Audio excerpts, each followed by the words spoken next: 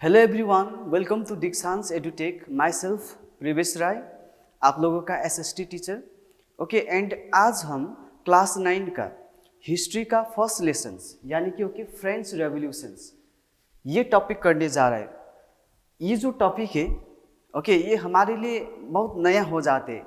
Class 8 के बाद class 9 में एकदम से हम लोग क्या कर रहे हैं, यूरोपियन हिस्ट्री के बारे में पढ़ाई करने जा रहे हैं। लेकिन यहाँ पर दीक्षांश एडुटेक के थ्रू हम लोग फ्रेंच रेवोल्यूशंस को इजी वे में क्या करेंगे, समझने की कोशिश करेंगे। एंड मैं आप लोगों को इस तरह से इंफॉर्मेशन देने की कोशिश करूँगा कि एकदम से आप लोग के माइंड में चला जाए और वो परमानेंटली क्या हो जाए, बैठ जाए। तो ये हमारा जो फ्रेंच रेवोल्यूशन है ये हमारे चैप्टर फर्स्ट है। एंड ये इसका क्या है, पार्ट 1 वीडियो है। इसी तरह से पार्ट करके एकदम टॉपिक को हम लोग पढ़ेंगे और क्लियर करेंगे। So let's start without wasting our time. So first हम लोग क्या देखेंगे, हम लोग इस चैप्टर का इंट्रोडक्शंस यानी कि इंट्रोडक्टरी पार्ट देखेंगे। क्या हुआ है, कैसे स्टार्ट हुआ है और उसका बैकग्राउंड क्या था, क्यों फ्रेंच रेवोल्यूशंस हुआ, वहाँ के लोगों ने क्यों इस तरह का रेवोल्यूशंस स्टार्ट किए, वो भी हम जानेंगे इस चैप्टर में। तो फर्स्ट हम लोग स्टार्ट कर रहे हैं कि फ्रेंच रेवोल्यूशंस के बारे में। What is French revolution, French revolutions क्या है, पहले तो यही जानना है ना, तब जाकर हम लोग क्या करेंगे, उसका कजेस के बारे में उसका इफेक्ट के बारे में हम लोग जानेंगे। तो first let's discuss what is French revolution. French revolutions was a period of radical political and societal change in France. यानी कि फ्रांस में जिन रेवोल्यूशंस के थ्रू यानी कि वहाँ के लोगों ने जो रेवोल्यूशन किया, वो रेवोल्यूशंस के कारण सोसाइटी यानी कि सोशल कंडीशंस में भी चेंज आया, पॉलिटिकल कंडीशंस में भी चेंज आया, उसी तरह से इकोनॉमिक कंडीशंस में भी क्या आया, चेंज आया। एंड जो ये चेंजेस आ रहे हैं उसी को हम क्या कहते हैं, रेवोल्यूशन कहते हैं। रेवोल्यूशंस का मतलब ही क्या है, चेंजेस। ये रेवोल्यूशंस का मतलब ही है टू ब्रिंग चेंज, यानी कि क्या लाना, देश में परिवर्तन लाना। तो ऐसा क्या हुआ था फ्रांस में कि परिवर्तन का जरूरत पड़ा वहाँ पर। वहाँ के आम लोगों ने कॉमन पीपल ने क्यों रेवोल्यूशन किया, तो ये सब जो भी है हम इस चैप्टर के थ्रू जानेंगे बहुत ही अच्छे से। सो फर्स्ट हम स्टार्ट करने जा रहे हैं। शायद आप लोग बुक भी पढ़े होंगे, बुक में भी यहीं से स्टार्ट होती है कि एकदम से 14 जुलाई 1789। तो 14 जुलाई 1789 में क्या हुआ पेरिस में, यानी कि फ्रांस का जो कैपिटल है पेरिस में क्या हुआ। तो क्या हुआ कि पेरिस में state of alarm in Paris, यानी कि पेरिस का जो महल था, यानी कि वहाँ का जो एकदम शांत महल था वो एकदम से क्या हो गया, बिगड़ गया। वहाँ पर लोग एकदम गुस्से में दिखाई देने लगे। पहले ठीक ठाक था एकदम शांत महल सभी लोग आराम से अपना काम कर रहे थे अपनी जगह पर अपने अपने काम कर रहे थे। लेकिन अचानक से 14 जुलाई 1789 में वहाँ का महल क्या हो जाते, बिगड़ जाते हैं। क्यों बिगड़ जाते हैं, वो किसके कारण, र्यूमर के कारण, यानी कि अफवाह के कारण। तो अफवाह क्या था, र्यूमर्स क्या था, र्यूमर्स ये था कि वहाँ का जो राजा है किंग किंग ने ऑर्डर दिया है अपने सेना को यानी कि आर्मी को क्या करने के लिए, फायरिंग करने के लिए। जो भी वहाँ पर असेंबल हुआ है, इकट्ठा हुआ है लोग, वहाँ पर आर्मी आ रहा है एंड आर्मी आकर क्या करेंगे, फायरिंग करेंगे। यानी कि फायरिंग करने का मतलब मरेंगे। तो इसीलिए वो लोग एकदम से वहाँ का महल क्या हो गया, बिगड़ गया, एकदम खराब हो गया। वो लोग गुस्से में आए और गुस्से में आकर उन लोगों ने भी निर्णय लिया कि अगर वो लोग हमें फायरिंग करेंगे हमें मारने के लिए आए, तब हम भी उन लोग के साथ लड़ने के लिए क्या है, रेडी है। तो इसीलिए वहाँ पर करीब 7,000 मेन एंड वुमेन मिलकर उन लोगों ने एक ग्रुप बनाया, जिस ग्रुप को हम लोग क्या कहते हैं, पीपल्स मिलिटिया, यानी कि जन सेना। यानी कि वो लोग अब सेना के साथ लड़ने के लिए क्या है, रेडी है। लेकिन उन लोग के पास कोई हथियार नहीं है, क्योंकि वो लोग वहाँ पर लड़ने के लिए नहीं आए थे पेरिस में। वो तो ऐसे ओके अपने अपने काम से ओके कोई ओके क्या कर रहे थे वैसे में ओके एक अफवाह आती कि ओके किंग का आर्मी आएंगे और क्या करेंगे, फायरिंग करेंगे। तब तो ओके किसी को भी गुस्सा आएंगे, इसीलिए ओके वो लोग रेडी हो गया और उन लोगों ने क्या फॉर्म किया, पीपल्स मिलिटिया। अब पीपल्स मिलिटिया को हम क्या कह सकते हैं, ओके जनसेना, यानी कि कॉमन पीपल अब ओके हथियार उठाने के लिए क्या हो गया, रेडी हो गया। उसके बाद ओके वो लोग अलग अलग गवर्नमेंट बिल्डिंग में क्या करने लगे, घुसने लगे। ओके गवर्नमेंट बिल्डिंग का तोड़फोड़ करने लगे।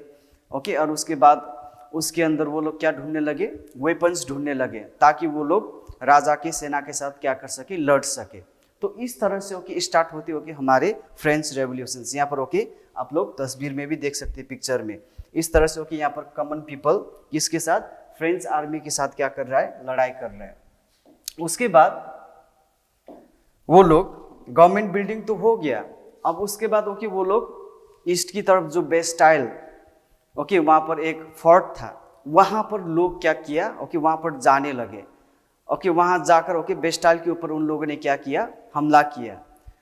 अब हमला क्यों किया, ओके बेस्टाइल को उन लोगों ने क्यों तोड़ा, अब इसका भी ओके बहुत सारे रीजन है। यहाँ पर ओके ये जो बेस्टाइल देख रहे हैं ना, ये बेस्टाइल, यहाँ जाकर ओके उन लोगों ने वहाँ के कमांडर यानी कि वहाँ के आर्मी के साथ उन लोगों ने लड़ना शुरू किया। एंड इसी में से ओके वहाँ का कमांडर भी क्या हो जाते, मारे जाते। और उसके बाद ओके इसे क्या भी कर दिया गया, तोड़ दिया गया। और तोड़कर ओके यहाँ पर जो जो चीज़ थे ओके उन लोगों ने सब मार्केट में क्या कर दिया, बेच दिया। So the question is okay reason for the Bastille storm कहते हैं, यानी ओके बेस्टाइल में वो लोग सब लोग ओके क्यों गए और बेस्टाइल को क्यों तोड़ा। तो रीजन यहाँ पर है ओके क्योंकि वो लोग यानी कि फ्रेंच पीपल बेस्टाइल को क्या सोचते थे, हथियार घर, यानी कि ओके उन लोगों को ये अंदाजा था कि ओके बेस्टाइल के अंदर बहुत सारा हथियार हमें मिलेगा, इसलिए वो लोग बेस्टाइल में ओके चले गए। और वो एक क्या भी था, फोर्ट्रेस, ओके वो क्या था, एक किले थे। और कैसा किला, ओके उसके अंदर जेल भी था जहाँ पर पॉलिटिकल प्रिजनर को रखे जाते थे। ओके और उसके बाद वो लोग बेस्टाइल को क्या भी मानते थे, रॉयल अथॉरिटी ऑफ और ओके रॉयल सिंबल। ये फ्रांस का जो किंग ओके किंग का main source of power okay कहाँ से आते, बेस्टाइल से आते। ये ओके सोचते थे वहाँ के लोग, इसीलिए ओके उन लोगों ने सोचा कि पहले हम किसको तोड़ेंगे, बेस्टाइल को तोड़ेंगे। इसीलिए ओके सब लोग ओके बेस्टाइल के अंदर घुस गए, वहाँ के आर्मी को भी मार दिया। एंड उसके अंदर जितना भी पॉलिटिकल प्रिजनर था ओके उन लोग को भी उन लोगों ने क्या कर दिया, छोड़ दिया, रिलीज कर दिया। और उसके बाद ओके वो लोग बेस्टाइल को क्या भी सोचते थे, डेस्पोटिक पावर ऑफ किंग, यानी कि जो किंग के पास इतना सारा पावर है ओके इतना पावरफुल है किंग, वो कहीं ना कहीं ओके किसके कारण है, बेस्टाइल के कारण है। तो पहले हम बेस्टाइल को तोड़ेंगे, तोड़ने के बाद ओके किंग का पावर भी क्या हो जाएगा, खत्म हो जाएगा। ओके ये सोच लेकर ओके उन लोगों ने बेस्टाइल के ऊपर क्या किया था, हमला किया था। ओके एंड ये फोर्ट्रेस प्रिजन भी थे, यानी कि ओके वो तो फोर्ट हो गया, फोर्ट के अंदर I told you that okay prison jail भी थे।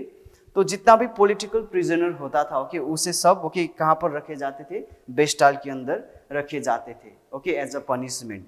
तो यहाँ पर रीजन फॉर बेस्टाइल स्टॉर्म, यानी कि ओके बेस्टाइल में उन लोगों ने ओके क्यों हमला किया, इसीलिए क्योंकि ओके उन लोगों को ये लगा कि उसके अंदर बहुत सारा क्या मिलेंगे, आर्मर, यानी कि ओके हथियार मिलेंगे। वो लोग बेस्टाइल को क्या मानते थे, हथियार घर मानते थे। दूसरा वो किला ओके था। और तीसरा पॉलिटिकल प्रिजनर को ओके रखने वाला उसके अंदर जेल भी ओके ये भी वो लोग मानते थे और जानते थे भी। एंड ओके यहाँ पर वो लोग बेस्टाइल को क्या मानते थे, डेस्पोटिक पावर ऑफ किंग, यानी कि ओके किंग इतना पावरफुल क्यों है, कहीं ना कहीं किसके कारण, बेस्टाइल के कारण है। इसीलिए ओके पहले हम किसको तोड़ेंगे, बेस्टाइल को तोड़ेंगे। ओके तो इसीलिए ओके उन लोगों ने बेस्टाइल के ऊपर क्या किया, हमला किया। नाउ क्या घटना ओके घटे बेस्टाइल में, तो यहाँ पर देख रहे हो कि आप लोग incident of Bastille. Okay incident of Bastille, incident means घटना, क्या घटना ओके घटा बेस्टाइल में। तो यहाँ पर देखिए अब कॉमन पीपल किसके साथ लड़ रहे थे, फ्रेंच आर्मी के साथ लड़ रहे थे। और उसके बाद ओके उन लोगों ने बेस्टाइल को ओके तोड़ना क्या किया, शुरू किया। First okay commander of the Bastille was killed, यानी कि बेस्टाइल स्टॉर्म में ओके जब उन लोगों ने हमला किया बेस्टाइल के ऊपर तो वहाँ का जो कमांडर था ओके वो भी मारा गया। सेकेंड वहाँ पर जितना भी पॉलिटिकल प्रिजनर थे ओके उन लोगों को क्या कर दिया गया, रिलीज कर दिया गया, क्योंकि ओके उसके अंदर रखा हुआ था बहुत सारे पॉलिटिकल प्रिजनर को। और उसके बाद ओके इस फोर्ट्रेस को ओके उन लोगों ने ये जो बेस्टाइल ओके इसे क्या कर दिया, तोड़ दिया। क्योंकि वो लोग क्या मानते थे इसे, ओके ये सोर्स ऑफ डेस्पोटिक पावर, यानी कि किंग का जो मेन सोर्स ऑफ पावर है ये बेस्टाइल है, इसीलिए पहले किसको तोड़ना होगा, ये फोर्ट्रेस यानी कि ये ओके बेस्टाइल को तोड़ना होगा, इसलिए इसका ओके उन लोगों ने तोड़ दिया। अब उसके बाद उसका जितना भी फ्रेगमेंट स्टोन था ओके उसे मार्केट में क्या कर दिया, सेल कर दिया। ओके जो जो लोग सोवेनियर यानी कि ओके किसी निशानी के तौर पर ओके बेस्टाइल का निशानी ओके वो लोग रखना चाहते थे, ओके वो लोग खरीद रहे थे। तो ये सब ओके इंसिडेंट घटा ओके बेस्टाइल स्टॉर्म में। उसके बाद आफ्टर बेस्टाइल ओके स्टॉर्म क्या हुआ फ्रांस में, आफ्टर बेस्टाइल स्टॉर्म यानी कि ओके बेस्टाइल में ये घटना घटने के बाद खत्म हो गया नहीं, और उसके बाद पेरिस में और country side means okay village area में लोग और ज़्यादा क्या करने लगे, राजा के खिलाफ ओके आवाज़ उठाने लगे। ओके क्यों आवाज़ उठाने लगे, क्योंकि उस टाइम एक ही मुद्दा था, क्या मुद्दा था, ओके प्राइस ऑफ ब्रेड, यानी कि ब्रेड का प्राइस, यानी कि ओके जो स्टेपल फूड है फ्रांस का, ओके ब्रेड का प्राइस बहुत ही बढ़ गया था। एंड स्पेशली ओके विलेज यानी कि कंट्री साइड के पीपल ओके इस चीज़ से बहुत ही नाराज़ था। ओके जब बेस्टाइल में ये इंसिडेंट घटा तब तो ओके ये रेवोल्यूशंस और आगे क्या होते गए, बढ़ते गए। ओके ये खत्म होने का नाम ही नहीं ले रहे थे। ओके बहुत सारा ओके वहाँ पर नए नए ओके रेवोल्यूशन क्या हो जाते, शुरू हो जाते, जो हम ओके फ्रेंच रेवोल्यूशंस के थ्रू जानने की कोशिश करेंगे। ओके नाउ यहाँ पर हम देखेंगे French society in the late 18th century. Okay ये आप लोग की बुक में भी है टॉपिक, तो मैंने पहले आप लोग को कहा कि एकदम टॉपिक के थ्रू पढ़ाएंगे, कोई भी ओके एक्स्ट्रा ओके हम नहीं करेंगे, जो आप लोगों की बुक में ओके उसी के हिसाब से हम जानने की कोशिश करेंगे। ठीक है, तो French society and the late 18th century. तो अगर फ्रेंच सोसाइटी को देखा जाए ओके तो कैसा था फ्रेंच सोसाइटी और उस टाइम रूलर कौन थे ये जानना भी बहुत ही जरूरी है। तो पहले हम ओके जानेंगे रूलर। यहाँ पर दिख रहा है आप लोगों को, ये जो दिख रहा है ओके ये कौन है, लुईस 16 है, जो किससे बिलोंग करते थे, बॉर्बन फैमिली। ओके यानी कि बॉर्बन क्लान। ओके बॉर्बन जैसे हम लोग कहते हैं ना मौर्य, जैसे चंद्रगुप्त मौर्य हो गया, ओके वो किससे, मौर्य ओके डायनेस्टी से बिलोंग करते थे। इसी तरह से ओके लुईस 16 बॉर्बन फैमिली से क्या करते थे, बिलोंग करते थे। एंड वो 1774 में फ्रांस का क्या बन गए, राजा बन गए। और उसका ओके 20 साल में किसके साथ शादी भी हो गया, ऑस्ट्रियन प्रिंसेस मैरी एंटोनिटी के साथ ओके उसका शादी हो गया।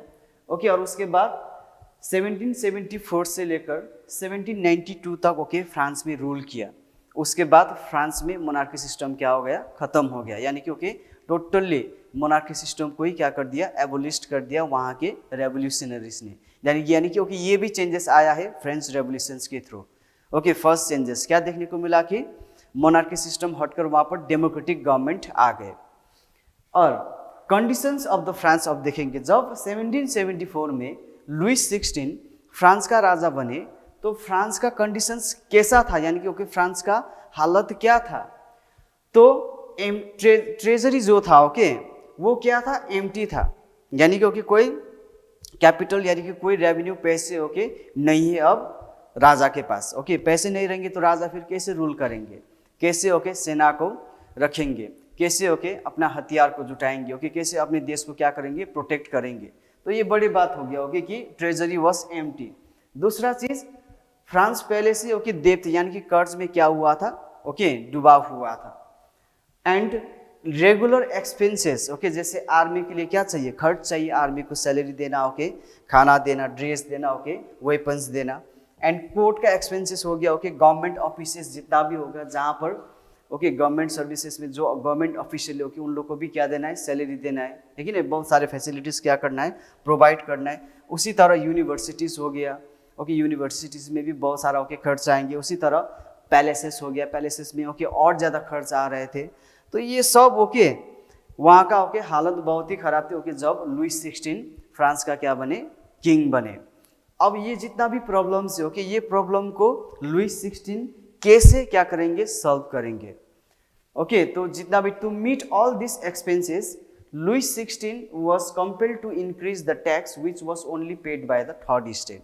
अब ओके लुईस 16 के पास एक ही रास्ता है, यानी कि एक ही ओके उसके पास एक ही आशा है, होप है कि अगर वो टैक्सेस को क्या करेंगे, बढ़ाएंगे तब वो टैक्सेस से जो ओके कलेक्ट होगा पैसे, उसी से क्या भी भरना है, ओके जो बिलियन ऑफ लिवरेज, ओके जो कर्ज भी डूबा है, ओके वो कर्ज भी क्या करना है, भरना है। रेगुलर एक्सपेंसेस को भी ओके देखना है, आर्मी को भी ओके देखना है, कोर्ट को भी देखना है, गवर्नमेंट ऑफिसेस को भी देखना है, ओके एंड यूनिवर्सिटीज़ को देखना है। पैलेसेस में बहुत ज़्यादा खर्च आते थे, ओके उसे भी देखना है। तो वो जो है ओके वो अब जो समस्या ओके एक ही चीज़ से हल होने वाला है, वो है टैक्स। टैक्स को क्या करना, बढ़ाना। लेकिन टैक्स सिर्फ और सिर्फ कौन भरते थे, ओके थर्ड स्टेट के लोग। ये भी हम डिस्कस करेंगे, ओके आप लोगों को हम ओके एकदम डाउट में नहीं रखेंगे, ओके कौन है थर्ड स्टेट। तो हम ओके यहाँ पर हम डिस्कस करेंगे who were the third state people. तो यहाँ पर हम देखेंगे social division okay of the French society. एकदम से ओके आप लोग ध्यान से देखिए यहाँ पर जो फिगर है। तो social division of French society में ओके फर्स्ट स्टेट में आ रहा है, कौन आ रहा है, यहाँ पर फोटो देख रहे हैं ना आप लोग, क्लर्जी, CLERGY, क्लर्जी। क्लर्जी को फर्स्ट ओके यानी कि प्रथम दर्जा दिया गया था, क्योंकि ओके वो लोग रिलीजियस हेड हुआ करते थे, ओके क्योंकि अब फ्रांस में तो क्रिश्चियन रिलीजन ही था। तो क्रिश्चियन रिलीजन का जो भी लीडर यानी कि जो हेड है, उसे ओके किसका दर्जा दिया गया था, क्लर्जी का। ओके फर्स्ट स्टेट में क्लर्जी आते थे। सेकेंड स्टेट में ओके नोबिलिटी, यानी कि कोई भी ओके आर्मी या तो कोई भी ओके कमांडर, जो बड़े बड़े ओके ऊंचे ऊंचे पद में थे, जिन लोगों ने ओके देश के लिए जो ब्रेवरी का काम ओके किया है, तो उसे खुश होकर ओके राजा ने किसका दर्जा दिया था, नोबिलिटी का। ओके यानी कि सेकेंड स्टेट में कौन आएगा, नोबिलिटी आएंगे। एंड जितना भी बिजनेसमैन है, मर्चेंट है, ओके कोर्ट में ओके जो भी ऑफिशियल्स है, लॉयर्स हो गया, पेजेंट हो गया, आर्टिसंस हो गया, small peasant okay, landless labour okay, servant हो गया, ये सब ओके इन लोगों को किस में रखा गया था, थर्ड स्टेट में रखा गया था। ओके यानी कि यहाँ पर देख रहे हैं आप लोगों की फिगर, यहाँ पर ओके इस तरह का जो भी लोग ओके यहाँ पर ये जो ड्रेस पहना हुआ है, ओके इन लोग का ड्रेस देखिए, इसका ड्रेस देखिए, ओके उन लोग का ड्रेस देखिए, अलग अलग हो गया। ओके ये जो है रिलीजियस हेड, यानी कि इन्हें क्लर्जी में रखा गया था। ये जो ड्रेस देख रहा है ओके एकदम से देखने से ओके एकदम आर्मी जैसे देख रहा है कि नहीं। तो ये जो है इसे नोबिलिटी में रखा गया था। और ओके यहाँ पर जितना भी फार्मर्स है ओके, जो लॉयर, टीचर ओके, वो सब किस में रखा गया था, थर्ड स्टेट में रखा गया था। क्लियर है, ओके नाउ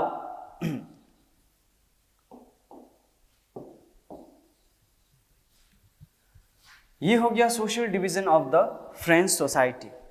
ठीक है, अब दूसरा हम बात करते हैं कि किन लोगों के पास ओके कितना कितना लैंड थे, किन लोग के पास ओके ज्यादा लैंड थे, ओके किन लोग के पास कम लैंड थे। अगर हम यहाँ पर, अब ये तो हम लोगों ने सोसाइटी का बात किया है, सोसाइटी को 3 भाग में डिवाइड किया था। फर्स्ट स्टेट में क्लर्जी, सेकेंड स्टेट में nobility okay, and third state में जितना भी कॉमन पीपल है ओके उसे कहाँ पर रखा गया था, थर्ड स्टेट में। अगर हम यहाँ पर ओके लैंड, यहाँ पर लैंड देख रहे हैं ना आप लोग को, लैंड की बात करते तो 60% लैंड ओके या तो first state okay, second state and जितना भी रिच बिजनेसमैन है ओके, उन लोग के पास 60% ओके जो जमीन था ओके, इन लोगों ने क्या किया था, कैप्चर किया था। ओके एंड अगर पॉपुलेशंस के बात करें फिर ओके, यहाँ पर हम अब किसके बात कर रहे हैं, पॉपुलेशंस का, यानी कि फ्रेंच पीपल की बात करें तो वहां पर 90% लोग यानी कि 90% ओके पीपल या तो पेजेंट थे, या तो आर्टिसन, या तो स्मॉल पेजेंट ओके, या तो लैंडलेस, या तो सर्वेंट थे। यानी कि जो ओके यहाँ पर लैंड है, लैंड 60% ओके या तो क्लर्जी, या तो नोबिलिटी, या तो ओके रिच बिजनेसमैन के पास थे। यानी कि ओके जो थर्ड स्टेट है ओके, थर्ड स्टेट के पास कितने रहेंगे, 40% ही रहेंगे। अगर पॉपुलेशंस की बात करें तो पॉपुलेशंस में ओके 90% लोग ओके किससे बिलोंग करते थे, ओके थर्ड स्टेट पीपल से, यानी कि ओके पेजेंट जो लैंडलेस पीपल ओके वो से बिलोंग करते थे। अब 90% लोग ओके जो पॉपुलेशन से ओके, इन लोग के पास जमीन बहुत ही कम थे ओके, बहुत ही small okay plot of land वो लोग क्या करते थे, कमाते थे। लेकिन ओके किसी के पास तो क्या भी नहीं था, लैंड भी नहीं था ओके, वो दूसरों के ओके वहाँ क्या करने के लिए जाते थे, काम करने के लिए जाते थे। लेकिन यहाँ पर अगर हम लोग ओके टैक्स की बात करें तो फर्स्ट स्टेट भी टैक्स नहीं भरेंगे, सेकेंड स्टेट भी टैक्स नहीं भरेंगे। कौन भरेंगे, ये पेजेंट, आर्टिसन, ये जो थर्ड स्टेट के लोग हैं ओके, वो लोग क्या भरेंगे, टैक्सेस भरेंगे। क्लियर है, ओके नाउ ओके सीधा अब हम कहाँ पर आएंगे, टैक्सेस पर आएंगे। तो अगर हम टैक्सेस बात करें, okay, tax system in France के बात करें तो दो तरीके के टैक्स, ओके, ऑलरेडी वहां पर था, एक तिथि और दूसरा टैली। व्हाट इज तिथि टैक्स? ओके, यहाँ पर दिख रहा है, ये क्या दिख रहा है आप लोग को? चर्च। ओके, तो चर्च में जो 1/10, ओके, 1/10 यानी कि 1/10 ऑफ द प्रोड्यूस यानी कि प्रोडक्शंस, जितना प्रोडक्शंस होते थे उसमें 1/10, ओके, जो पार्ट है वो किसको देना पड़ता था? चर्च को देना पड़ता था, ओके, एज अ टैक्स। एंड उस टैक्स को हम लोग क्या कहते हैं? तिथिस टैक्स कहते हैं, ओके। एंड दूसरा ये जो तैली है, ओके, वो तैली क्या हो गया? ये डायरेक्ट टैक्स हो गया, ओके, वो किसको भरना पड़ता था? स्टेट को, यानी कि ओके, राजा को, as a direct tax taille, okay, भरते थे। अब कौन भरते थे? फर्स्ट स्टेट भरेंगे? फर्स्ट स्टेट नहीं भरेंगे टैक्स, सेकेंड स्टेट भी नहीं भरेंगे, लेकिन ये टैक्स कौन भरेंगे? सिर्फ people of third state, okay, वही कॉमन पीपल ही क्या करेंगे? टैली टैक्स भी भरेंगे एंड तिथि टैक्स भी भरेंगे। अब ये तो टैक्स हो गया, उसके साथ साथ ओके वहाँ पर क्या भी था? फ्यूडल सिस्टम भी था। Feudal system means okay free service either given to the okay state और टू द चर्च। ओके, यहाँ पर दिख रहा है ना, ये जो एकदम बड़ा आदमी ओके जो थर्ड स्टेट से बिलोंग करते हैं वो दोनों को क्या करके ले जा रहा है? कैरी करके ले जा रहा है, यानी कि ओके सर्विस दे रहा है। यानी कि जो फ्री सर्विस देने का चलन था, ओके, प्रैक्टिस था, मेथड था, वो भी ओके उस टाइम था, उसे भी किसे फुलफिल करना है? उसे भी ओके थर्ड स्टेट को ही देना है। चर्च में कभी कभी ओके जो भी काम होते ओके वहाँ जाकर काम करना पड़ता था, ओके, बिना वेजेस का उन लोग को ओके कुछ नहीं मिलेंगे, क्योंकि वो as a okay feudatory systems वो एक सर्विस दे रहा है अपने ओके बड़ों को, यानी कि first state and second state को। तो फ्यूडल सिस्टम भी थे वहाँ पर। टैक्स तो हो ही गया, ओके, ये टैक्स से ही ओके लोग बहुत गुस्से में थे, उसके साथ साथ ओके फ्यूडल सिस्टम भी था, ओके, जिसके कारण ओके और ओके वहाँ लोग क्या हो गया था? बहुत ही ओके गुस्से में आ गए थे, ओके। सब करने के बाद फिर ओके हमें सब ये फ्यूडल सिस्टम यानी कि फ्यूडिटरी ओके सर्विस भी देना है। उसके बाद ये टैक्स क्लियर हो गया आप लोग, ओके। नेक्स्ट है हमारा स्ट्रगल टू सर्वाइव, ओके। तो इसमें क्या है कि 1715 में फ्रांस का पॉपुलेशन 23 मिलियन था, लेकिन 1789 में फ्रांस का पॉपुलेशन कितना हो गया? 28 मिलियन हो गया, यानी कि ओके बढ़ गए, 3 मिलियन ओके पीपल बढ़ गए। लेकिन जितना पॉपुलेशन बढ़ा उतना ओके प्रोडक्शंस नहीं बढ़ा, क्योंकि ज़्यादातर लैंड तो ओके किसने कब्जा किया था? First state and second state के नोबिलिटी एंड क्लर्जी ने क्या किया था? कब्जा किया था। 90% ओके जो पुअर पॉपुलेशंस था फ्रांस का, थर्ड स्टेट का, उन लोग के पास तो ज़मीन ही ओके बहुत ही कम था, इसीलिए ओके जितना पॉपुलेशंस बढ़ा है ओके वहाँ का प्रोडक्शंस नहीं बढ़ पाए। इसके कारण से वहाँ पर क्या हुआ? Shortage of food grain, okay. Shortage of food grain के कारण क्या हुआ? यहाँ पर देखिए, पॉपुलेशंस बढ़ गए, ओके, लेकिन फूड ग्रेन नहीं बढ़ा, ओके। एंड फूड ग्रेन ना बढ़ने के कारण फूड का प्राइस क्या हो गया? बढ़ गया, लेकिन जो भी लोग काम करते थे ओके उसका वेजेस नहीं बढ़ा, यानी कि जितना कमा रहे ओके वो जो कमाई है ओके उससे ढंग का खाना भी ओके वो लोग खा नहीं पा रहे थे, क्योंकि ओके फूड ग्रेन का बहुत ही ज़्यादा क्या हो गया था? प्राइसेस बढ़ गए थे। इसके कारण से ओके वहाँ पर एक क्राइसिस आया, ओके, जिसको हम क्या कहते हैं? सब्सिस्टेंस क्राइसिस कहते हैं। क्लियर, ओके, इसे हम कहते हैं सब्सिस्टेंस क्राइसिस। इसके कारण से ओके वहाँ के लोगों ने अब क्या करना शुरू किया? ओके ब्रेड यानी कि फूड, ओके, जो भी ओके फूड का जो भी शॉप है ओके उसके बाहर जाकर ओके लोगों ने क्या करना शुरू किया? एकदम से ओके आंदोलन यानी कि रिवोल्ट करना, ओके, रेवोल्यूशंस करना शुरू कर दिया कि हमें क्या चाहिए? ओके खाना चाहिए, वो भी एकदम ओके नॉर्मल प्राइस में चाहिए, ओके। इतना सारा ओके पैसे हम, इतना ज़्यादा पैसे हम नहीं दे सकते, क्योंकि हमारे जो कमाई है वो कमाई से ओके इतना महंगा ओके खाना हम नहीं खरीद सकते, इसीलिए रेवोल्यूशंस हुआ था। यहाँ पर देख रहे हैं ना पॉपुलेशंस कितना बढ़ गए। पॉपुलेशंस के हिसाब के साथ साथ ओके फूड ग्रेन यानी कि प्रोडक्शंस को बढ़ना भी बहुत ही जरूरी है। अब ओके उसके साथ साथ ये तो सब हो गया, अब फिलोसोफर्स का भी ओके बहुत ही बड़ा रोल है। Growing middle class, okay, philosophers भी आएंगे, फिलोसोफर्स को भी हम लोग डिस्कस करेंगे। अब धीरे धीरे ओके वहाँ के लोग पहले ओके ये देखेंगे पीजेंट एंड वर्कर का क्या डिमांड था पहले? Tax, food and lower price of the food. ये first stage of the revolution से पहले लोगों ने किस चीज़ का डिमांड किया था? वहाँ का पीजेंट एंड वर्कर ने उन लोग का डिमांड किया था टैक्स को क्या कीजिए, या तो घटाइए या तो हटाइए।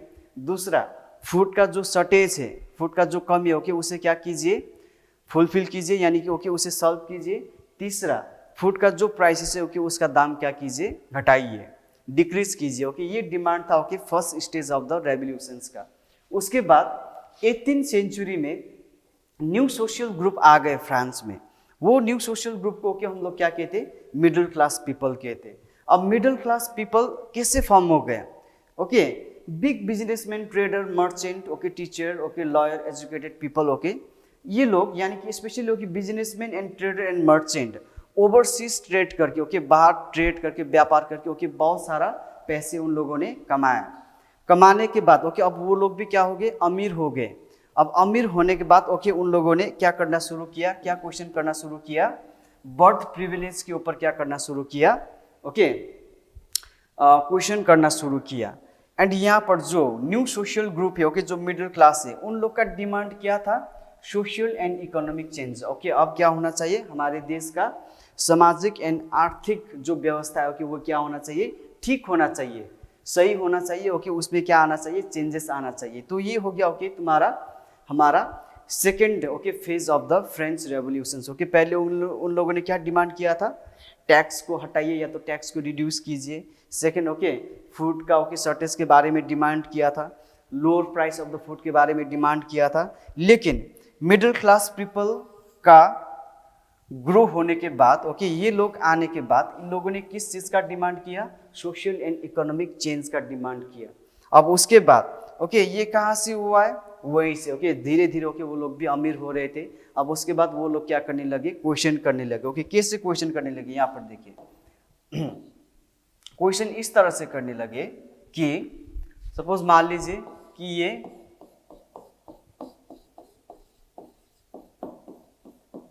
नोबिलिटी है और ये क्या है, क्लर्जी है, और ये क्या है, ओके मिडिल क्लास के पीपल हैं। अब ये जो नोबिलिटी है ओके ये तो नोबिलिटी हो गया। ओके इसके जो प्रिविलेज मिला है, इसके जो अधिकार मिला है ओके ये तो कहीं पर भी ओके ये तो पॉसिबल नहीं है क्योंकि ये नोबिलिटी है तो इसका बेटा भी क्या बनेंगे, नोबिलिटी बनेंगे। ओके ये भी ब्रेव काम करेंगे, ये तो ओके कोई कन्फर्मेशन नहीं है।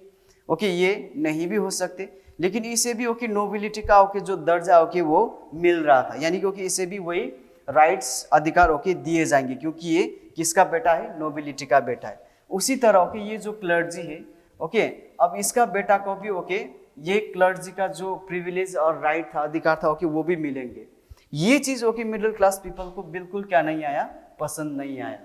ओके जो प्रिविलेज जो अधिकार मिल रहा है ओके वो किसके हिसाब से मिलना चाहिए, इंडिविजुअल कैपेबिलिटी एंड क्वालिटी के हिसाब से मिलना चाहिए। ओके अगर इसने ओके अच्छा काम किया, ब्रेवरी काम किया ओके इसे नोबिलिटी का दर्जा मिला है, लेकिन ओके इसका बेटा को नहीं मिलना चाहिए। ये तो एकदम क्या हो गया, नाइंसाफी हो गया क्योंकि अब इन ओके के लेवल में ओके मिडिल क्लास पीपल भी आ चुके थे।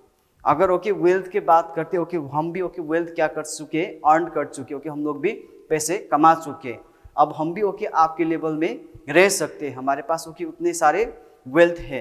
तो फिर ओके ये जो प्रिविलेज सिस्टम है, ये जो ओके राइट सिस्टम है ओके ये क्या होना चाहिए, हटना चाहिए। इसे मिला तो ठीक ओके, लेकिन उसका बेटा या कि उसका ओके कोई भी रिलेटिव्स ओके वो ऐसे काम करेंगे ओके वो तो क्या नहीं है, गारंटेड नहीं है।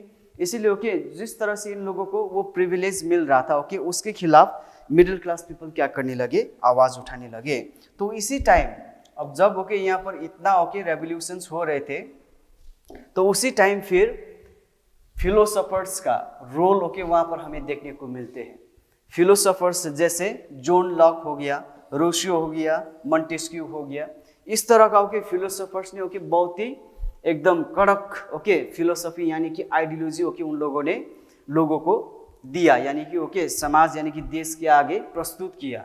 तो वो क्या था, जॉन लॉक ने अपना book two treatise of okay government में क्या फिलोसॉफी दिया, यानी कि क्या ओके उन लोगों ने जॉन लॉक ने ओके लोगों को सूचित किया कि doctrine of divine and absolute right of okay monarch के बारे में ओके एकदम खुलस यानी कि ओके ओपनली ओके लिख कर ओके लोगों को बताया कि ये जो हो रहा है डॉक्ट्रिन ऑफ डिवाइन, यानी कि वहाँ पर जो राजा का जो एब्सोल्यूट पावर है वो क्यों है ओके, कैसे वो ओके इतना पावर इस्तेमाल कर रहा है, क्योंकि राजा तो किसके लिए होते, प्रजा के लिए होते। अगर प्रजा के लिए ओके राजा कुछ नहीं कर सकते होते तो फिर वो राजा किस काम का।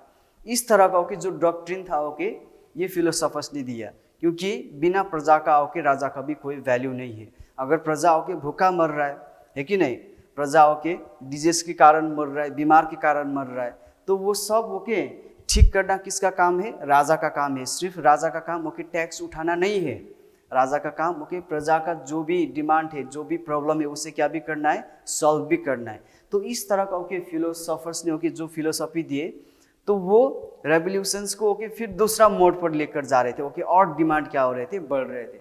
उसी तरह रूसो का अगर बात करें, रूसो ने क्या बोला कि फॉर्म ऑफ गवर्नमेंट के बारे में बोला, यानी कि जो सरकार होना चाहिए देश में वो ओके सरकार किसके थ्रू होना चाहिए, पीपल के थ्रू होना चाहिए ओके। पीपल क्या करेंगे, रिप्रेजेंटेटिव को चुनेंगे एंड वो रिप्रेजेंटेटिव क्या बनाएंगे, सरकार बनाएंगे एंड वो सरकार पीपल के लिए बहुत ही क्या रहेंगे, फायदेमंद रहेंगे। अगर पीपल अपने सरकार खुद बनाएंगे तो वो सरकार ओके देश के लिए ठीक होगा। इस तरह का ओके सरकार होना चाहिए, ये बात ओके रूसो ने ओके लोगों को बताया। तब ओके और ओके रेवोल्यूशंस अब घटने का नहीं, खत्म होने का नहीं ओके, लेकिन और ओके बढ़ने का ओके वहाँ पर हमें दिखाई दे रहा था। उसी तरह मॉन्टेस्क्यू ओके, मॉन्टेस्क्यू ने कहा कि स्पिरिट ऑफ लॉ में वहाँ पर कहा कि जो पावर है सिर्फ राजा के पास नहीं रहना चाहिए ओके, वो क्या होना चाहिए, डिवाइड होना चाहिए between legislative, executive and judiciary, यानी कि ओके कानून बनाने वाले, कानून को चलाने वाले एंड उसे चेक करने वाले ओके, जुडिशियरी भी वहाँ पर होना चाहिए। एंड जो वो पावर है देश का power, legislative, executive and judiciary में क्या होना चाहिए ओके, डिवाइड होना चाहिए। इस तरह का जो फिलोसॉफी ओके उन लोगों ने दिया। अब इससे वहाँ के लोग और ज़्यादा क्या हो गए ओके, इंस्पायर्ड हो गए कि सिर्फ ओके ब्रेड ही रेवोल्यूशन नहीं है ओके, सिर्फ सोशल एंड इकोनॉमिक चेंजेस से क्या नहीं है, रेवोल्यूशंस नहीं है, उसके साथ साथ भी ओके बहुत सारा चीज़ का ओके परिवर्तन का जरूरत है हमारे देश में ओके। इस तरह का ओके फिलोसोफर्स ने ओके उन लोगों को जो फिलोसॉफी दिया है। अब वहाँ से और ओके फ्रेंच रेवोल्यूशंस क्या हो गया, बड़ा हो गया। नॉट ओनली इन टाउन और विलेज एरिया में भी ओके लोग ये फिलोसॉफी के बारे में बात करने लगे, सलून्स में ओके, दुकान में ओके, कहीं पर भी ओके वो लोग बात करने लगे कि ओके ये होना चाहिए, वो होना चाहिए ओके, जो यहाँ पर बोला गया फिलोसॉफी ओके ये होना चाहिए देश में तब अच्छा होगा। तब वहाँ से ओके और फ्रेंच रेवोल्यूशंस क्या होते गए, बढ़ते गए। एंड लास्टली 13 अमेरिकन कॉलोनीज को ओके जिस हिसाब से इंडिपेंडेंस मिला ब्रिटेन से एंड जिस हिसाब से वहाँ पर संविधान बने, वो चीज़ ओके फ्रेंच रेवोल्यूशनरीज को और क्या किया, इंस्पायर्ड किया। क्योंकि 13 अमेरिकन कॉलोनीज को ओके किसने मदद किया था ओके, फ्रांस ने ही किया था। अब ओके वो लोग क्वेश्चन करने लगे कि अगर दूसरे देश को ओके मदद करके, हेल्प करके उसे इंडिपेंडेंस कर सकते हो और वहाँ पर संविधान बना सकते हो, तो हमारे देश में संविधान क्यों नहीं हो सकते। इसलिए ओके हमारे देश में भी क्या होना चाहिए, संविधान होना चाहिए। संविधान के हिसाब से ओके हमारे देश में क्या होना चाहिए, रूल्स ओके एंड रेगुलेशंस होना चाहिए एंड उसी के हिसाब से देश चलना चाहिए ओके। तो ये भी ओके दूसरा इंस्पायरिंग क्या हो गया, इवेंट हो गया किसके लिए, फ्रेंच रेवोल्यूशनरीज के लिए। ठीक है, तो आज हम लोगों ने ओके यहाँ पर क्या क्या किया कि फ्रेंच रेवोल्यूशंस ओके कैसे स्टार्ट हुआ है, वहाँ का सोशल कंडीशंस कैसा था, और उसके बाद ओके लुइस 16 कब राजा बने, जब आए तो उसका ओके फ्रांस का कंडीशंस कैसा था। ब्रेड रेवोल्यूशन से okay social and economic revolution से लेकर अब यहाँ पर सीधा ओके लोग कॉन्स्टिट्यूशन तक ओके क्या करने जा रहे हैं, डिमांड करने जा रहे हैं रेवोल्यूशंस के थ्रू। तो इसी तरह से ओके हम लोग फ्रेंच रेवोल्यूशंस को आसान तरीके से ओके पढ़ने की कोशिश करेंगे। तब तक ओके आप लोग अच्छे से पढ़िए, फिर से मिलेंगे ओके नेक्स्ट टॉपिक में ओके। तब तक के लिए बाय।